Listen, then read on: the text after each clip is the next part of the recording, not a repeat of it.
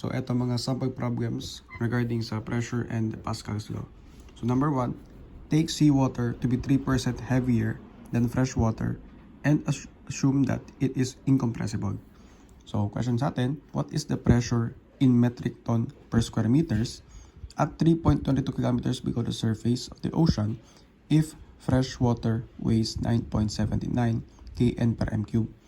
So, sabi sa problem, ang seawater daw is 3% heavier.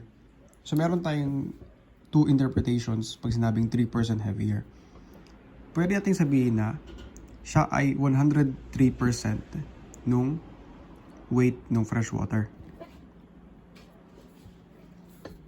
So, ang 103%, yan ay 1.03 in decimal kasi nag-move lang tayo ng 2 places. So, from this point, 103, 1, 2. Kaya siya naging 1.03. Or, ang isang pwedeng interpretation dito sa 3% heavier is, okay, isama natin yung 9.79. Then, hanapin natin kung ano ang 3% ng 9.79. Then, i-add natin siya sa 9.79. Kasi ang ibig sabihin nito, aside sa timbang ng fresh water, kailangan mo mag-add ng 3% niya. Kasi nga, siya ay 3% heavier. Kaya tayo nag-add ng 3% ng 9.79. Or, in other words, ito ay 100% ng seawater plus an additional of 3% niya. Kaya either of the two, pwedeng gamitin. So, okay, ngayon, nakuha na natin yung ating unit weight. Kn per m cube. Ang hinihingi sa problem is dapat daw siya ay naka-metric ton per square meters.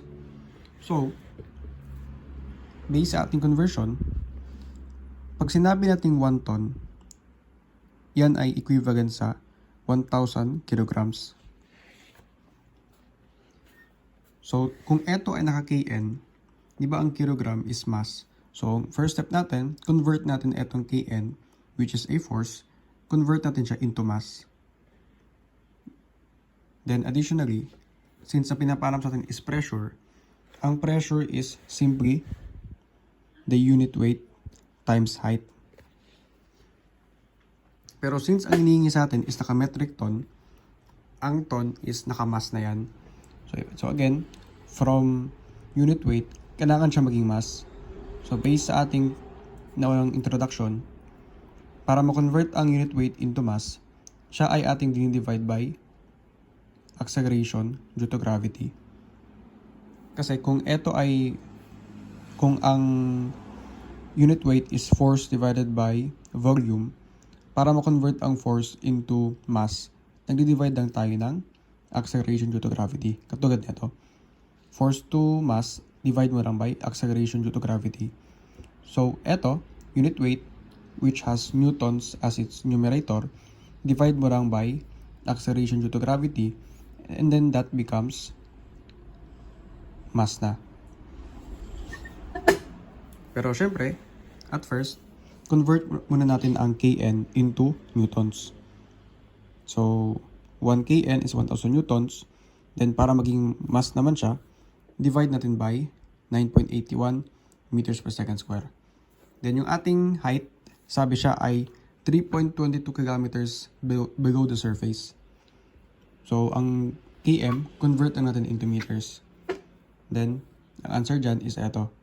3309838 kg per m square.